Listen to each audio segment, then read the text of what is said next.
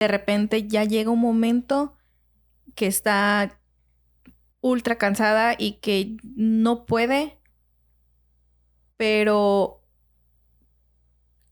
levanta un teléfono y pide ayuda, porque sé que existe una línea de apoyo. Exacto. Eso puede hacer toda la diferencia. Eso podemos salvar una vida. Cuando la persona dice, ya no estoy pudiendo, esta carga está demasiado pesada, es más grande que yo, no tiene sentido. Hay personas que dicen, no quisiera dejar a mis hijos, pero creo que es más pesada mi carga para ellos, así es que mejor me muero, ¿no? Normalmente, insisto en esta parte que normalmente es gradual, alguien empieza a sentirse triste y luego empieza a sentirse sin ánimo y luego empieza a sentirse demasiado fatigado, fatigada y luego empieza a fantasear con la idea, tiene ideación suicida, así se le llama, y entonces así va de a poco, y luego después empieza a ver cómo, ¿no? Googlean qué pasaría, cómo me puedo ahorcar o cómo puedo, o qué veneno puedo comprar o cosas así. Y de repente puede ser que venga ese rayito de iluminación y la persona decida marcarle a una línea de apoyo, marcarle a una amiga, salirse del baño, salirse del closet, o sea, salir, ¿no? De repente hace toda la diferencia.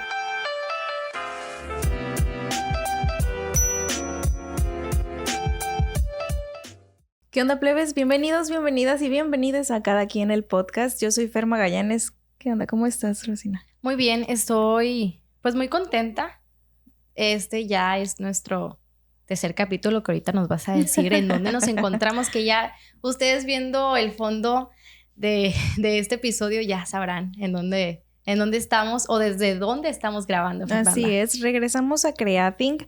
Este es un espacio de coworking y café. Tienen cafetería de esta marca que todo el mundo conoce a nivel internacional y que nos abrió las puertas para trabajar con esta bonita colaboración de 4 episodios especiales. Y lo que puedes hacer en Creating son, puedes trabajar, puedes tener reuniones, talleres y juntas ejecutivas o juntas sociales.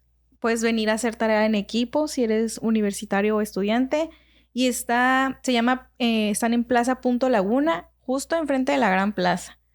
Están aquí al fondo y es un espacio, pues la verdad es que es muy acogedor. Tiene todas las áreas, todas las amenidades, podríamos decir. Pueden tomar su café a gusto. Sí, también tienen algún snack. Pues este espacio es una sala de juntas. Nosotros lo adaptamos para grabar el podcast. Entonces, pues, bienvenidos a este nuevo episodio, que no queríamos terminar septiembre sin la oportunidad de tocar un tema que a mi parecer es fuerte, sensible, pero que es necesario, muy necesario. Y quiero, ahorita en la presentación, en esta ocasión, invitamos a Chely Quiñones. Ella es licenciada en psicología, máster en inteligencia emocional, desarrollo cognitivo en intervención conductual. Es máster en terapia breve sistemática e hipnosis clínica. Certificada en terapia racional emotiva conductual. Diplomada en terapia de pareja. Doctorada en psicoterapia. Tiene un certificado en psicotraumatología. Es creadora de hipnosis emotiva sensorial. Y como extra es mindfulness, terapia de aceptación y compromiso, terapia de ISF, y ahí viene con la que traté de... Estábamos aquí como practicando. Psiconeuroinmunología. Bienvenida, Chely, a Cada Quien el Podcast. Gracias. De todo lo que dijiste, dejémoslo en Chely. Está bien. En Chely. En confianza. Soy de confianza. Además es mazatleca, es mamá, es esposa, es... una guerrera. Bienvenida. Sí, muchas gracias. De hecho, no soy mazatleca, soy chihuahuense, pero yo digo chihuazatleca. Soy chihuazatleca porque vivo aquí. Ay, paisana. Aquí también. Nuestra amiga Marcela, que es aquí la creadora y fundadora de Creating, es de de Coahuila. Y arriba el norte, ¿verdad? Entonces, pues Arriba el prácticamente norte. somos hermanos. Yo en mis notas periodísticas siempre uso la palabra de hermanos del corredor económico del norte, ¿no? Entonces, pues bienvenida, Chely. Gracias. Y quiero que hablemos este tema porque el pasado 10 de septiembre fue el Día Mundial de la Prevención contra el Suicidio, un tema que no se habla, un tema del que nosotras mismas en medios de comunicación hemos visto que se deja de lado. Uh-huh. Podrán haber otros hechos violentos a lo mejor, otros sucesos, pero el suicidio es un tema del que no se habla. Es un tema un problema de salud pública a nivel mundial que está en silencio. Entonces queríamos traerte al podcast, gracias por estar aquí, para que nos vayas tú desmenuzando acerca del tema, que nos hables con toda honestidad, sinceridad y también que nos enseñes a nosotras qué camino tomar en la empatía, en el respeto y en ser una línea de apoyo y cómo identificar si la persona de enfrente, si alguien de mi círculo está pasando por un mal momento y que a lo mejor yo no me doy cuenta de eso. Y que a lo mejor con un gesto puedo salvarle la vida a una persona. Entonces, bienvenida al podcast. Comienza a hablarnos de esto. ¿Por qué consideras que no se habla del suicidio? Definitivamente hablar del suicidio es todavía un estigma. Como muchos existen, pero bueno, ese particularmente que está tan relacionado con la muerte o que está directamente relacionado con la muerte causa mucho miedo. Entonces, el miedo es una de las grandes limitantes que existen en la sociedad para llegar y hablar de manera clara si esto está pasando. Ese es uno de los factores. El otro de los factores es la falta de conocimiento para cómo abordar. Entonces, cuando nosotros desconocemos algo, es mucho más fácil evadirlo, evitarlo, dejarlo de lado, porque no tenemos herramientas y entonces caemos en el círculo vicioso. No hablamos de eso, no se socializa la información, no obtenemos recursos y herramientas para poder ayudar a la persona de enfrente, como bien decías, Fer, y eso hace que evitemos y evitemos y evitemos. Entonces, en gran medida es el miedo, y el miedo se deriva, en mi opinión, por la desinformación, y entonces estamos dando vuelta en ese bucle de manera constante. ¿Saben de qué me he dado cuenta? De que es en los medios tradicionales donde no se toca este tema, pero ya en plataformas como TikTok, Instagram, incluso nosotros en los portales electrónicos. Hemos ido o hemos dado apertura para hablar sobre, pues no sé si decirlo la depresión, digo. La depresión es una enfermedad y de ahí se deriva lo que es el suicidio. Entonces, sí nos hemos dado más a la apertura de poder crear o redactar notas en las que podamos informarle a la ciudadanía lo que deben de saber, porque las cifras son alarmantes. Cierto. De hecho, se dice que es la segunda causa de muerte a nivel mundial, justamente es el suicidio, y creo que todavía nos falta mucho conocimiento. También ahora hablamos un poquito más sobre eso porque lamentablemente hay figuras públicas que se han suicidado y esto, bueno, abre el tema para algunas personas o para algunos grupos de personas que eran como los fans o los seguidores de tales actores, actrices, chefs, cosas así que son famosos, y entonces se abre como la conversación en algunos grupos, pero sí necesitamos difundir mucho este tema. Sí, veo en las escuelas que dan muchos talleres acerca. Ahora sí, una nota sobre una conferencia sobre no violencia en el noviazgo.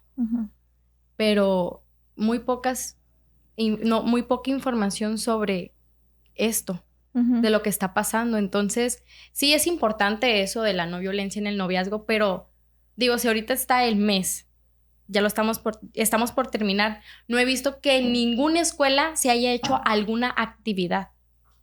Cierto, muchas veces ni siquiera conocemos que el 10 de septiembre es el Día Mundial para la sensibilización, para la difusión. Concientización, ¿no? Exacto, o sea, ni siquiera es como, es tomarnos el hecho de que se publique como el día oficial, lo que busca es propiciar la difusión de la información, no nada más que, muy bien, en mi calendario dice tal como si fuera algo menos importante de lo que realmente es. Incluso ni las propias autoridades municipales, no. Siquiera algún boletín o algún panfleto. Sí, en otros días festivos han mandado, pues, de que la imagen, ¿no? De que, pues, hoy se festeja esto o se conmemora esto.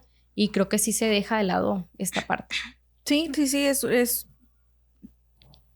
quiero pensar que es por esa parte de la desinformación, que las autoridades no toman de tajo el tema, que yo lo leía en la plataforma de la OMS, es un problema de salud pública que ya es necesario y urgente. Creo que sobre todo después de la pandemia, que tuvimos muchas pérdidas humanas y que se detonó la depresión y la ansiedad en el mundo, y que esto generó, a mí me gustaría que Chely nos dijeras cuál es la raíz para que una persona llegue a esta situación. Mira, cuando nosotros tenemos una historia de vida difícil y tenemos pocos o menos recursos para enfrentar los retos propios de la vida, vemos más el suicidio como una oportunidad o como una posibilidad para aliviar el dolor. Se dice mediante las investigaciones que una persona que se suicida, en realidad la persona no anhela como tal con morirse, sino con descansar. Lo busca como una especie de alivio para el dolor y la sobrecarga que ha estado viviendo quizá por un determinado tiempo. Por otro lado, bueno, uno de los factores es una historia difícil, pocos recursos para poder afrontar, a lo mejor una red de apoyo pobre, y una cosita acumulada con la otra y con la otra y con la otra, hasta que sientes que la nube está demasiado negra, ¿no? A lo mejor al principio sentías un vientecito y luego tomó fuerza y luego llovió y luego granizó y luego de repente sientes que la nube negra no se va y que no tienen las personas como la posibilidad de poder abarcar o resolver lo que está sucediendo. Yo platicaba con un amigo por WhatsApp y le decía que muchas veces uno no ve sus fortalezas o uno no puede lograr adimensionar de lo que somos capaces, sino es el de enfrente, el que nos empieza con halagos o el que nos empieza a empujar hacia adelante, y que muchas veces nosotros desconocemos la capacidad que tenemos cada uno como persona para salir adelante. Entonces, ¿cómo formas en un núcleo o en una situación de vida en donde tienes una red débil? ¿Cómo empiezas tú a tejer? ¿Cómo desarrollas, no? Sí. Mira, es difícil, Fer. Normalmente, tú mencionaste cuando estabas leyendo los estudios que he hecho recientemente, o bueno, de un par de años para acá, me he estado especializando en psicotraumatología, porque ahí encontré como el sustento neurobiológico de los problemas emocionales, cosa que me apasiona. O sea, yo pudiera hablar mucho de eso porque me encanta reconocer como la parte del cerebro que aloja la memoria sensorial, qué sucede con eso, cómo se activa, cuándo se activa, etcétera, etcétera. Pero insisto mucho en la parte de la historia difícil y de cómo esto a veces nos puede llevar a vivir problemas que pudiéramos considerar cotidianos y que para algunas personas es más fuerte que otra, pero a lo mejor me empecé a sentir triste porque porque tuve una ruptura. Y entonces esa tristeza hizo que me aislara y luego si me aislé dejé de tener buenos resultados en el trabajo y a lo mejor también perdí el trabajo y una vez que perdí el trabajo tuve deudas y entonces ya no fue la ruptura, sino el aislamiento, sino el trabajo, sino la deuda, sino es como... Es una suma, engloba. Exacto, yo les digo, y encima de todo le echas chispas de chocolate, ¿sabes? Es como, es poquito de esto, pero poquito de esto, pero lo que yo ya traía, pero entonces no me hablo con mi mamá, pero entonces tengo mala relación o nula relación con mi papá, y entonces esto hace muy complicado la situación. Cuando tú dices cómo hace, por eso creo que este tipo de programas, de podcast, de difusión de información hace la diferencia, porque esa persona eventualmente va a tener contacto con alguien. Ok. Con quien sea. Y las personas que están alrededor, que ven, que conocen, o sea, nadie vive completamente solo, porque no es una persona ermitaña que vive en una montaña y que no tiene contacto con alguien. Si alguien vive así, me parecería que sería una persona que tiene un trastorno de la personalidad y que por eso se aisló de manera definitiva.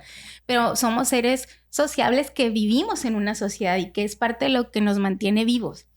Entonces, si alguien más, quien sea que tenga contacto con esa persona, empieza a ver que cambió su comportamiento, que está empeorando, que se modificó la forma en la que come, a lo mejor come muchísimo, a lo mejor no come nada, a lo mejor no duerme nada, a lo mejor duerme muchísimo, a lo mejor se aísla, a lo mejor deja de hacer cosas que antes hacía y le gustaba muchísimo, y ahora es como, oye amiga, ¿qué te parece si vamos al barecito que nos gustaba ir, o que vamos al cafecito que nos gustaba ir? No gracias, no gracias, no gracias, no me siento bien, estoy demasiado cansada, etcétera.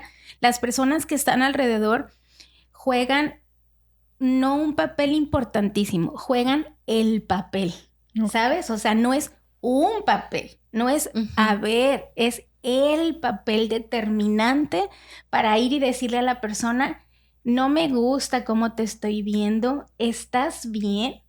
He notado en ti esto, ¿estás bien? ¿Puedo hacer algo por ti? Tú dijiste también al inicio la palabra empatía. Creo que es empatía, creo que es acción, creo que es informarnos, creo que es también una combinación de factores, porque a veces, digo yo, lo hice, obviamente no era en broma, pero la intención era sensibilizar a la gente, que hice un reel en donde dije, bueno, cuando alguien dice me quiero morir, o cuando alguien dice está siendo muy difícil, los juicios de las personas alrededor es, está llamando la atención, se ahoga en un vaso de agua, yo he pasado cosas peores y no ando con esas cosas, ridículo. Y cuando se quita la vida, las mismas personas dicen, Dios santo, ¿por qué no me di cuenta? ¿Por qué no pidió ayuda? ¿Por qué no me acerqué? ¿Por qué no dije nada? ¿Por qué no fui por él? ¿Por qué si me hubiera ido? ¿Sabes? Entonces creo que nos falta empatía, creo que nos falta conocimiento, creo que nos falta sensibilización.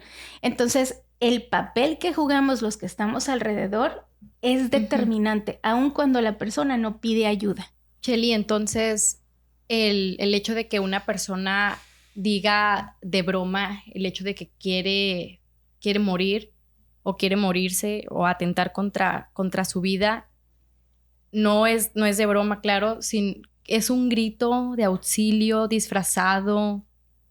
A veces sí y a veces no.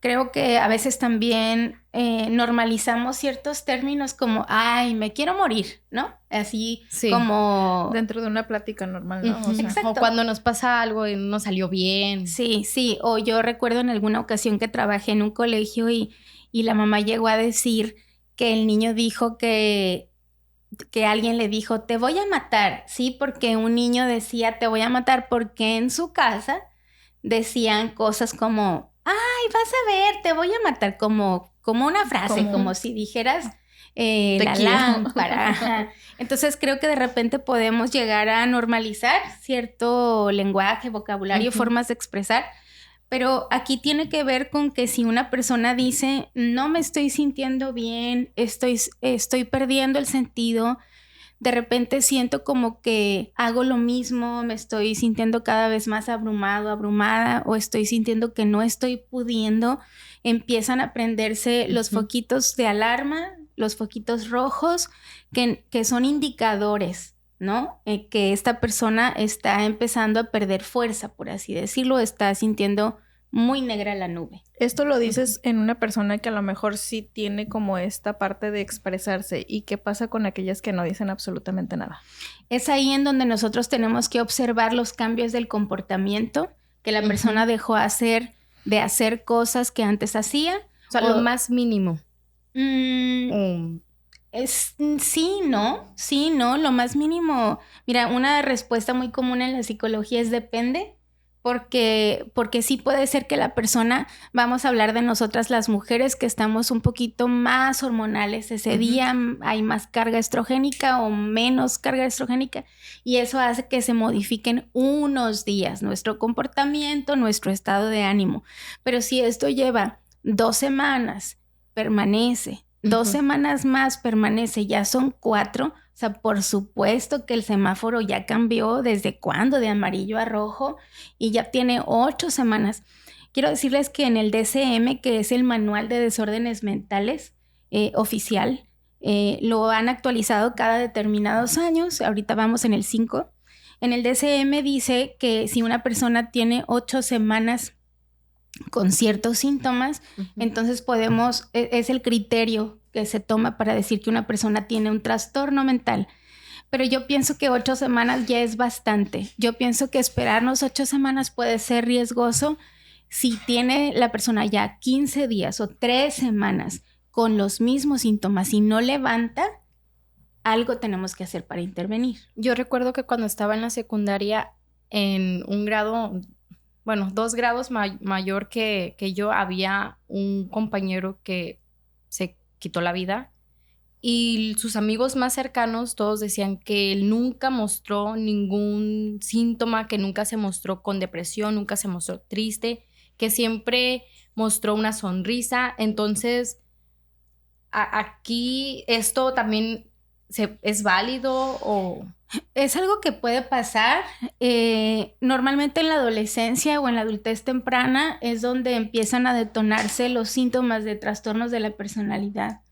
Y de repente puede ser que una persona tenga un trastorno dormidito y ante ciertas situaciones o circunstancias en su vida se detonen. Es extraño esto que pasa, pero es algo que puede pasar. Normalmente algo importante también a destacar es que no es tanto como que alguien un día se levanta y dice, creo que fue suficiente por hoy, con permiso amigos, me retiro. O sea, lo veo como complicado que esto pase, más bien creo que es un cúmulo de situaciones y de emociones y de sensación de dolor y de incapacidad que lleva a las personas o que nos lleva por pasos. Normalmente es algo gradual, no es algo, insisto, que hoy lo decidí, hoy lo hago y lo van como planeando hasta que lo ejecutan. Creo que el tiempo o la televisión, me dedico al periodismo, pero los mismos medios de comunicación hemos jugado como un papel parte de... en donde yo veía cuando estaba chica, yo veía y relacionaba la depresión con una persona que nunca salía de la cama, por ejemplo. Hoy en día entiendo que puede ser una persona que está trabajando y es productiva y está sonriendo y está en carcajadas, pero por dentro está viviendo un infierno. Una persona en su tiempo con ansiedad, cuando yo estaba pequeña y lo veía en la televisión, era una persona que siempre estaba así. Nerviosa, temblando. Así como que queriendo... Entonces, hoy en día entiendo que no es así. Creo que parte fundamental de estos temas es quitarnos esto y que creo que las futuras generaciones lo entienden mejor que nosotros. Están creciendo con un chip de preocupación de su salud mental muy importante y parte fundamental es eso, es quitarnos como estas ideas de... estigmatizar la manera en cómo vemos el tema de la salud mental y de los trastornos de conductas y de las emociones, ¿no? Sí, mira, creo que sí es cierto esto. Asociábamos a la depresión con una persona que no salía de la cama y una persona ansiosa con una persona con falta de aire o el corazón acelerado, que sí son síntomas de... Pero aquí sucede algo. Habemos personas que tenemos como tan normalizados ciertos síntomas que terminamos siendo una persona con ansiedad y con depresión altamente funcionales, ¿no? Son casos de alta funcionalidad que hacen todo, se levantan, se bañan, se ponen bonitas, guapos, trabajan, regresan, pero empiezan a perder el sentido de la vida, empiezan a sentirse sumamente cansados, empiezan a sentirse muy irritados, ¿no? Son personas como muy irritables, de repente se enojan con mucha facilidad o empiezan a sentir este vacío muy profundo, no lo externan. Creo que todo el problema se da en no externarlo, lo viven solos y por supuesto que pueden caer en una meseta. Mira, las emociones pueden subir y bajar en una cierta ventana de tolerancia y eso está bien y es normal. Cuando nos salimos de esa ventana de tolerancia, tenemos que estar atentos a nosotros para tratar de regresar. Yo les pongo el ejemplo cuando vas en una carretera, a lo mejor de un solo carril, pero tienes acotamiento de un lado y del otro. Yo les digo, el acotamiento, ojo, porque si duras mucho tiempo ahí, eventualmente te puedes caer. Regrésate a tu carril central. A eso le llamamos ventana de tolerancia. Todo mundo podemos fluctuar. Las emociones y la vida y las circunstancias y los cambios es parte de la condición humana, lo cual está bien, es normal, es esperado. No se siente padre. Todo mundo quisiéramos tener una vida predecible, segura, pero pues bienvenidos a la raza humana. Entonces, en la medida que nosotros vamos fluctuando, pero dentro de la ventana de tolerancia, lo más posible estamos en un lugar seguro. La bronca es cuando nos salimos y ahí permanecemos mucho tiempo. Ok, ¿qué pasa con estas personas? Ahorita hablábamos de personas externas, pero ¿qué pasa cuando la persona que está pasando por esto, de repente ya llega un momento que está ultra cansada y que no puede, pero levanta un teléfono y pide ayuda? Porque sé que existe una línea de apoyo. Exacto. Eso puede hacer toda la diferencia. Eso podemos salvar una vida. Cuando la persona dice, ya no estoy pudiendo, esta carga está demasiado pesada, es más grande que yo, no tiene sentido. Hay personas que dicen, no quisiera dejar a mis hijos, pero creo que es más pesada mi carga para ellos, así es que mejor me muero, ¿no? Normalmente, insisto en esta parte que normalmente es gradual, alguien empieza a sentirse triste y luego empieza a sentirse sin ánimo y luego empieza a sentirse demasiado fatigado, fatigada y luego empieza a fantasear con la idea, tiene ideación suicida, así se le llama, y entonces así va de a poco, y luego después empieza a ver cómo, ¿no? Googlean qué pasaría, cómo me puedo ahorcar o cómo puedo, o qué veneno puedo comprar o cosas así. Y de repente puede ser que venga ese rayito de iluminación y la persona decida marcarle a una línea de apoyo, marcarle a una amiga, salirse del baño, salirse del closet, o sea, salir, ¿no? De repente hace toda la diferencia porque quien está ahí alrededor, mínimamente cuando ve la situación, la escena, cuando ve que la persona está desencajada, está con mucha desregulación emocional, cuando le preguntas a alguien ¿qué tienes? Y la persona empieza a llorar, tiene como su pico, ¿no? Como su pico en esa crisis en la que está, el dolor empieza a disminuir cuando lo hablas. Lloras, gritas, explotas, tienes una crisis, haces una catarsis, pero después de eso empieza a disminuir. Uno de los principales motivos de una consulta de urgencias en cuestiones psiquiátricas es personas en crisis, ¿no? Algunas llegan en crisis por consumo de alguna sustancia. Otros porque están en una crisis de pánico, en donde la gente alrededor no sabe qué hacer, entonces mínimamente lo suben al carro y se van al hospital. Aquí como datos les quería compartir, hace una semana entrevisté al que es coordinador de Cruz Roja aquí en Mazatlán y precisamente por este mes le preguntamos sobre pues los suicidios, y nos compartía pues algunas cifras desafortunadas, porque hace algunos meses atrás ellos atendían de 2 a 3 casos, pero actualmente, y justamente en el pasado mes que fue agosto, ellos atendieron entre 4 y 5 casos de intento de suicidios, y nos dice que pues la estadística es de hombres Sí. de 20 a 45 años de edad, y todos han sido en colonias populares de aquí de la zona urbana de, pues obviamente de Mazatlán. Sí, se dice que hay más mujeres con ideación suicida, pero hay más hombres que lo ejecutan. Y justamente eso te lo voy a preguntar. ¿Por qué? Porque es algo que él nos decía, que son más los hombres quienes lo ejecutan más que las mujeres. Sí, creo que uno de los factores es que los hombres hablan menos de cómo se están sintiendo. Hay un componente cultural sumamente importante en esto. Los hombres a veces ni siquiera logran identificar los datos de alarma en sí mismos. Los hombres lo viven más en la soledad, en la soledad tal cual.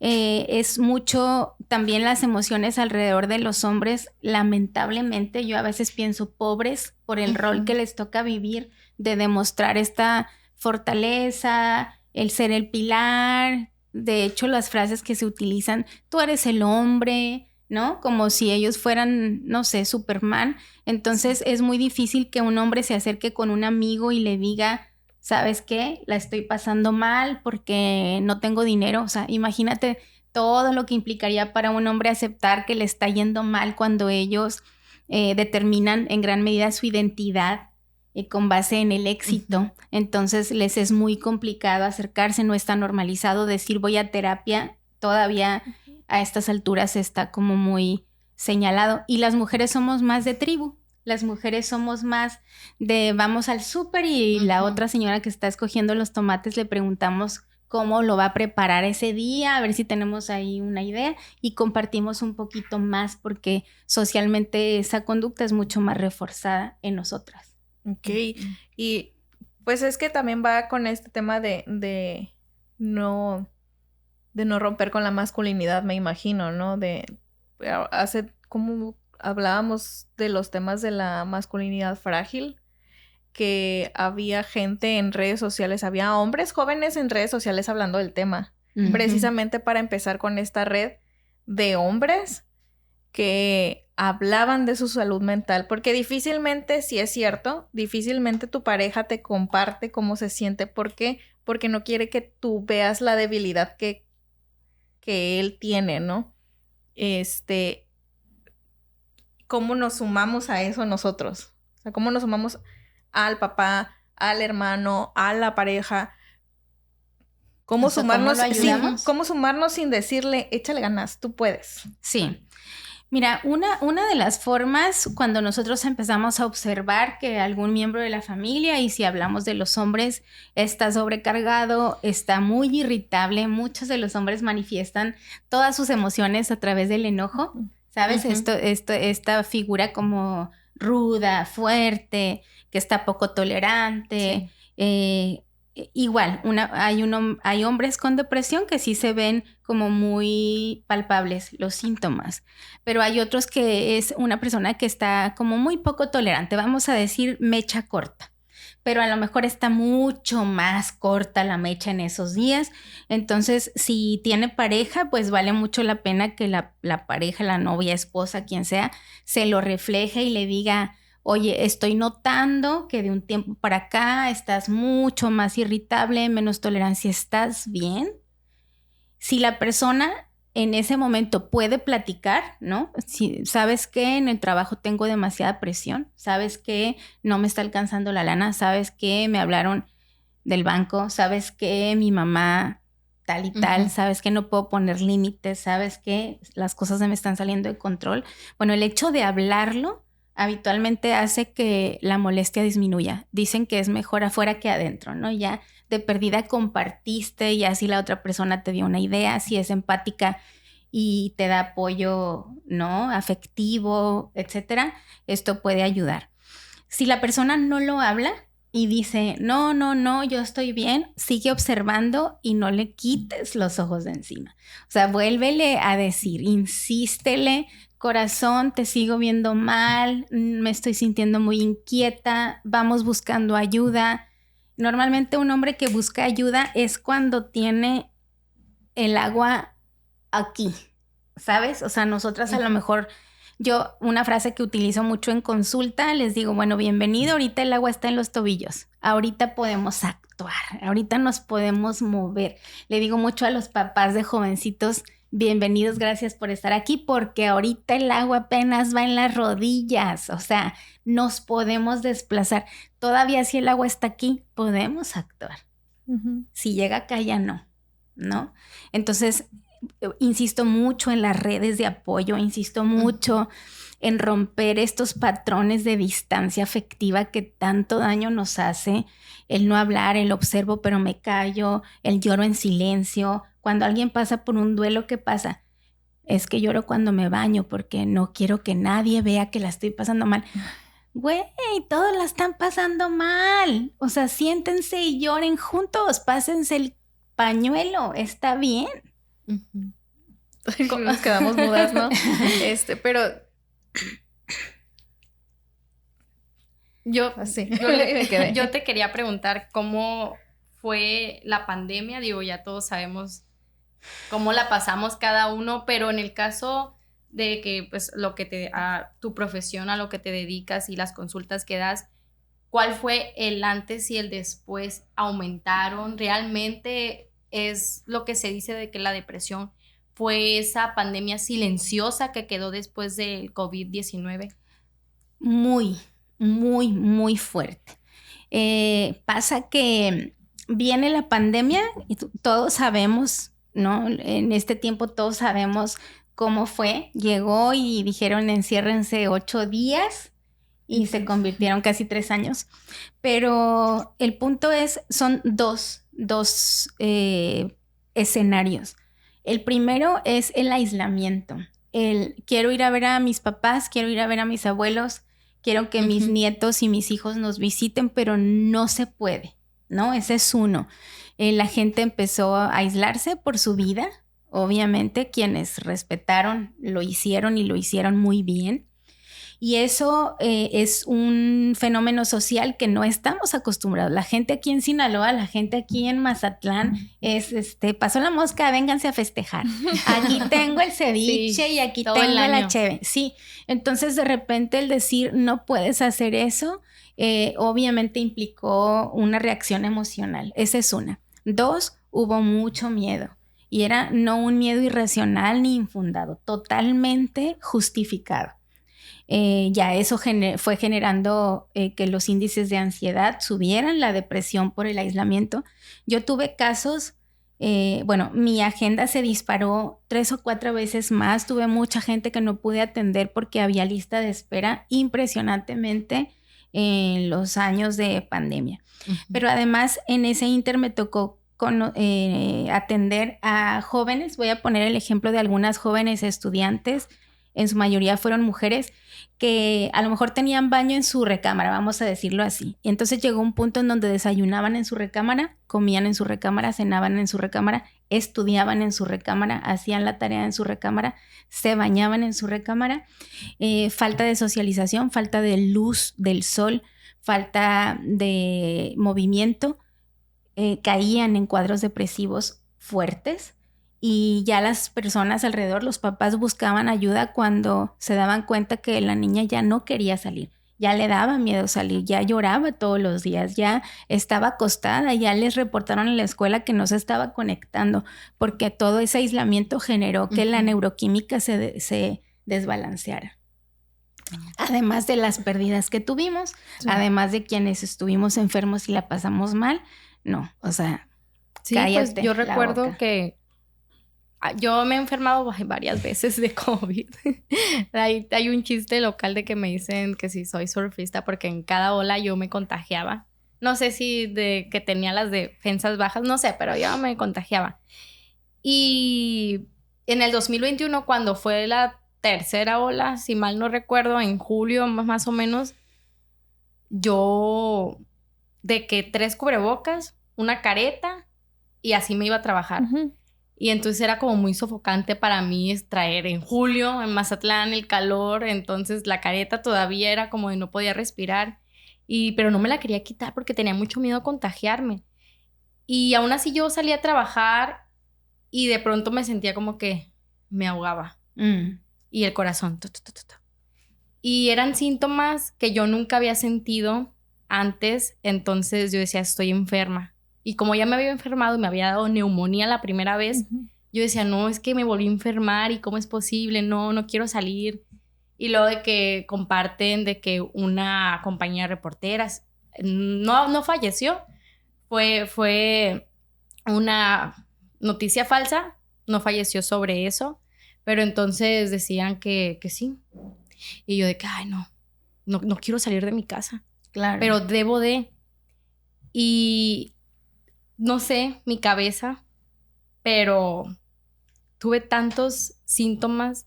De pronto me quedaba sin respirar, no podía subir escaleras. Para subir al ayuntamiento pues hay unas escaleras y no podía. Y yo decía, es que estoy enferma. Bueno, en mi familia me decían, no, tranquila, o sea, no estás enferma. Y yo, es que sí, estoy enferma, porque no puedo respirar, siento que me duele todo el cuerpo. No puedo, le digo. Me da miedo y terror salir. Y fui y gasté muchísimo dinero en hacerme pruebas de COVID. Acuerdo. Me hice tomografías. Aún así me decían que no tenía. Yo, es que sí tengo, doctor. Hasta que uno, porque me daban medicina, hasta que uno me dijo, ¿por qué no mejor vas con alguien que te atienda de manera psicológica? Porque no tienes nada. Y yo me quedé, no, es que ¿cómo no voy a tener nada? Pero si lo siento, no es que estoy mintiendo. Me dice, no estás mintiendo, pero no es un tema de que te podamos dar una paracetamol. Ajá, y se te vaya a quitar, ¿no? O sea, tienes que ir para que puedas como soltarte. Y fue la primera vez que me dijeron que yo había tenido un cuadro de ansiedad muy fuerte. Sí, los síntomas son reales. Esto es importante que la gente lo sepa. La gente está sintiendo que se está quedando sin aire. Está sintiendo que su corazón está latiendo muy rápido. Está sintiendo que no está pudiendo, ¿sabes? No es alguien que quiera llamar la atención. Y cuando hay alguien que usa este tipo de estrategias como para llamar la atención, es una persona que igualmente tiene una condición emocional y mental inestable y que usa esto como una forma de pedir auxilio, de pedir ayuda, porque también es otra manifestación. No lo juzgues, ayúdalo, ¿no? Eso, justamente a eso iba, el no juzgar las palabras de las otras personas en este sentido, porque la salud mental no es un juego. A ver, hay quienes sí se lo toman muy en serio y creo que estamos en el momento, por ejemplo, nosotras, que nos aconsejes, Chely, de cómo nosotras, como sociedad, como ciudadanas y como, para mí es una responsabilidad muy importante y muy grande el que seamos periodistas, porque eso nos abre la puerta para llegar a personas que a lo mejor nosotras, si hubiéramos tenido otra profesión, no las hubiéramos conocido, en este caso al de Cruz Roja, que le dio datos a Rosina, o casos de una persona que logró salir adelante y que es sobreviviente de este tipo de temas. ¿Qué parte nos toca a nosotros como sociedad? ¿Qué parte le toca a las autoridades? Y digo, porque o sea, es una red de apoyo, sí, en casa, con los amigos.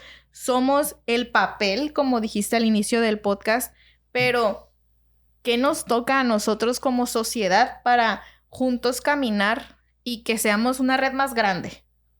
Bueno, primero que nada, estar enterados. Una persona que la está pasando mal, siempre va a ser posible salvarlo. O sea, mientras haya vida, hay posibilidades. La verdad es que es algo que tenemos que tener bien claro. Siempre va a haber posibilidades de llegar y salvar una vida.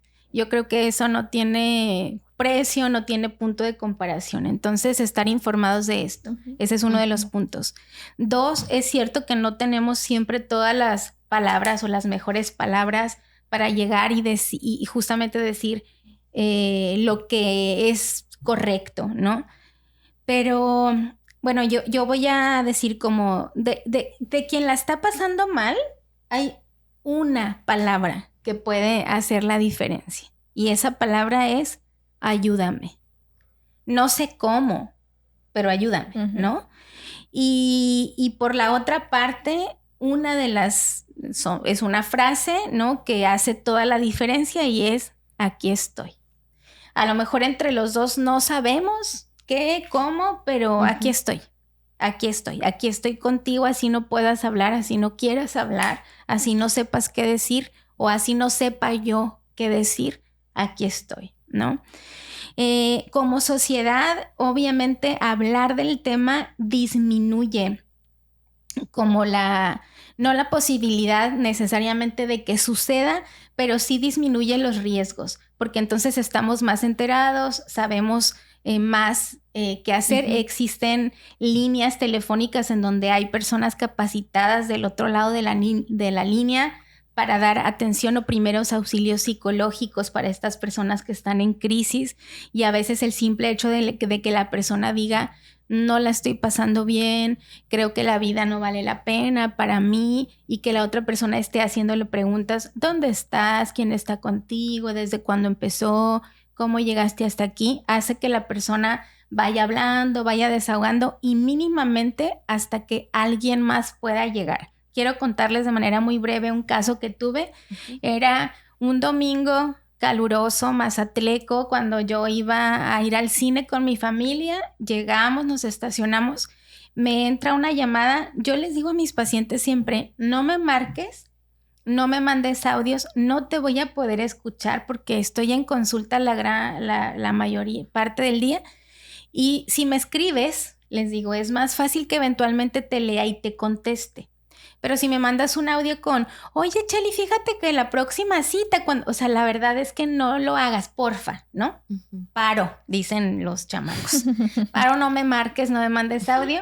Entonces, de repente recibo una llamada de un paciente un domingo, no sé, 3, 4 de la tarde, no me acuerdo. Le contesto porque mi corazón y mi mente sabía que no me iba a marcar para preguntarme. Exacto. Le hice una seña, me acuerdo, a mi esposo así como dame chance, y él se me quedó viendo. Le contesto, era un paciente que yo lo había visto como una vez, yo creo, en crisis. No me siento bien. Lo primero que empecé a preguntarle es ¿dónde estás? Estoy en mi casa, estoy solo, estoy en el baño. Lo puse en altavoz, le dije a mi esposo así como llévate a los hijos, adelántense. Mientras lo puse en altavoz, me comuniqué con la psiquiatra que lo atendía, que yo sabía quién lo estaba atendiendo. Le dije, está pasando esto. A él le dije, por favor, pásame tu dirección. Yo dije, ahorita me arranco, ¿sabes? O sea, yo tengo muchos pacientes de fuera y les hago la broma. Ahorita tengo el helicóptero aquí afuera, que me voy a donde estás, ¿no? No tengo, ojalá, pero les hago como esta broma, y a los que sí viven en esta ciudad les digo, me cae que voy, ¿no? Entonces le dije, dame tu dirección, me lo fue pasando los datos, y eso me daba un cierto alivio, que en realidad lo que quería era pedir ayuda. Le escribí a la psiquiatra, le dije, estoy hablando con tal, está pasando esto, me está diciendo tal. Me dijo, déjame, le hablo a tal, que era otro médico, ¿no? Es como que era su familiar. Ahorita mismo lo consigo. Yo mientras hablando todo el tiempo con él, cuando gling, gling, llegó el tío médico o el primo médico, ve tú a saber quién era, a tocar a la puerta porque él dijo, ahí voy, ¿sabes? Entonces sentí como ese alivio en el pecho y en el corazón de, bien, es como, lo hicimos, ¿no? O sea, esas son las verdaderas redes de apoyo que creo que necesitamos como sociedad, ¿no? Sí. El saber reaccionar para...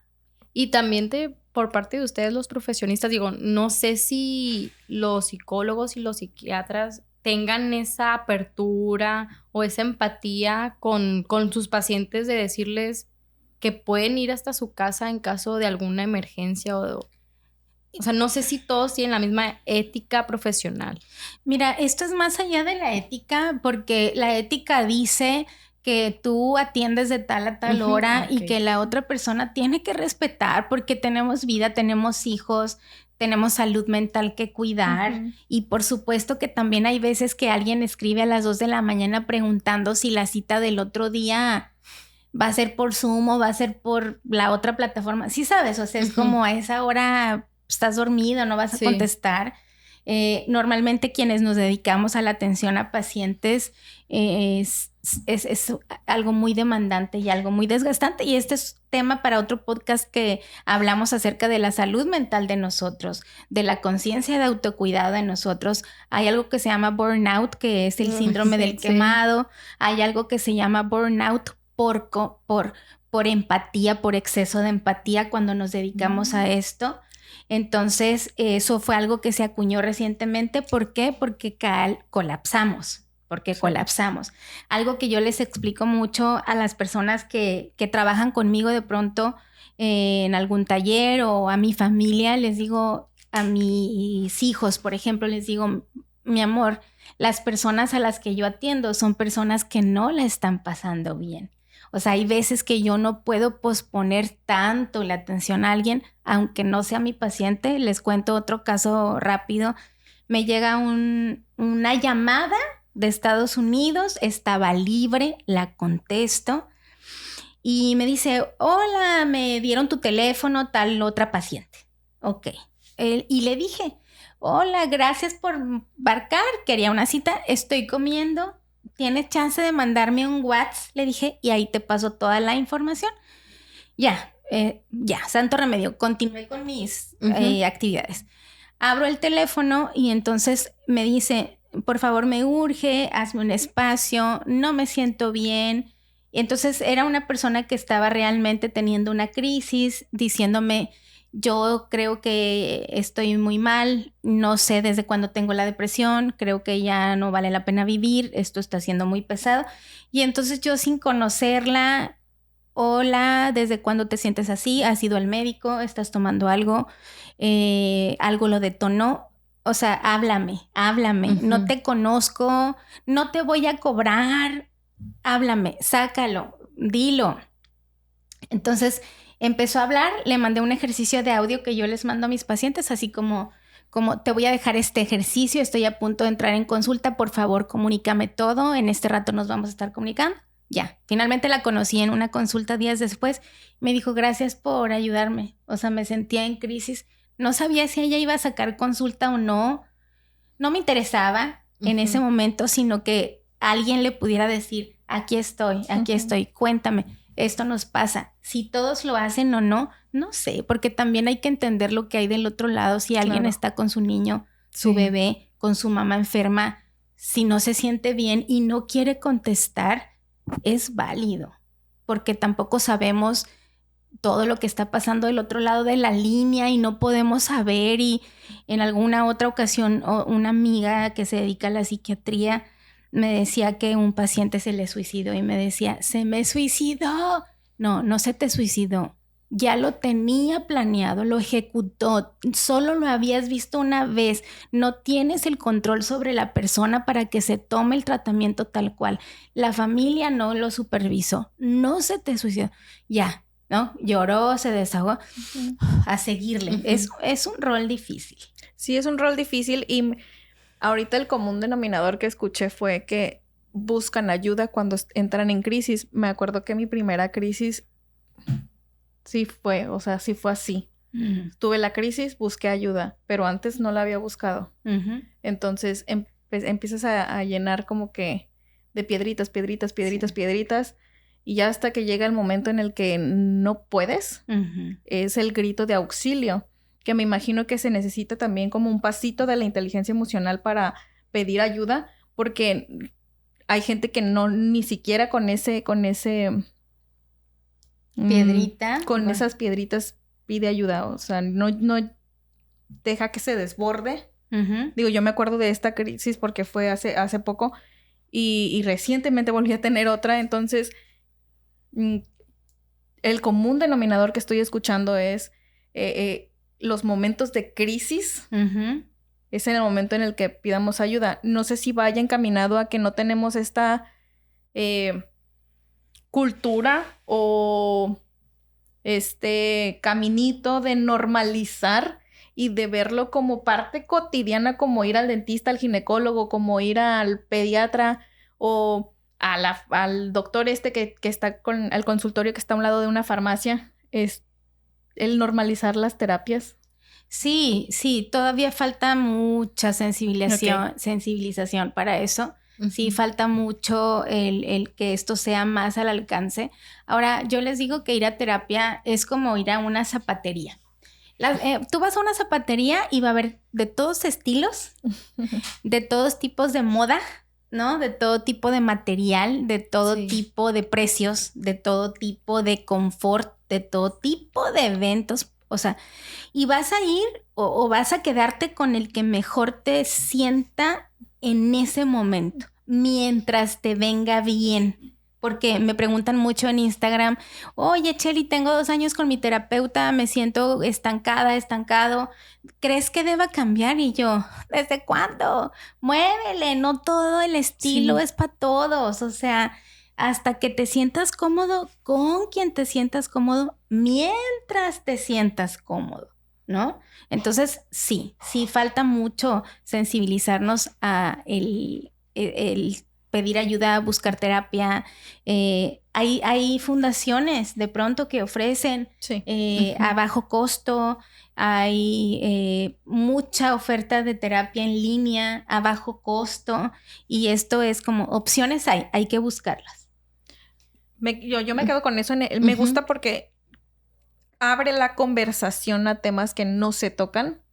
Gracias por venir al podcast, Chely. Yo sé que este tema nos puede llevar 3 horas hablando porque efectivamente necesitamos más espacios que hablen del tema. Necesitamos llegar a las redes sociales para hablar del tema y que tú dentro de tu profesión ayudes creando contenido para la conciencia también es parte fundamental de que el tema está y no se va a mover de ahí. Entonces a nosotros nos toca difundirlo, reeducarnos y reaprender y accionar a este tipo de momentos, y a nosotras nos toca la tarea de informar para concientizar también a la gente sobre el tema.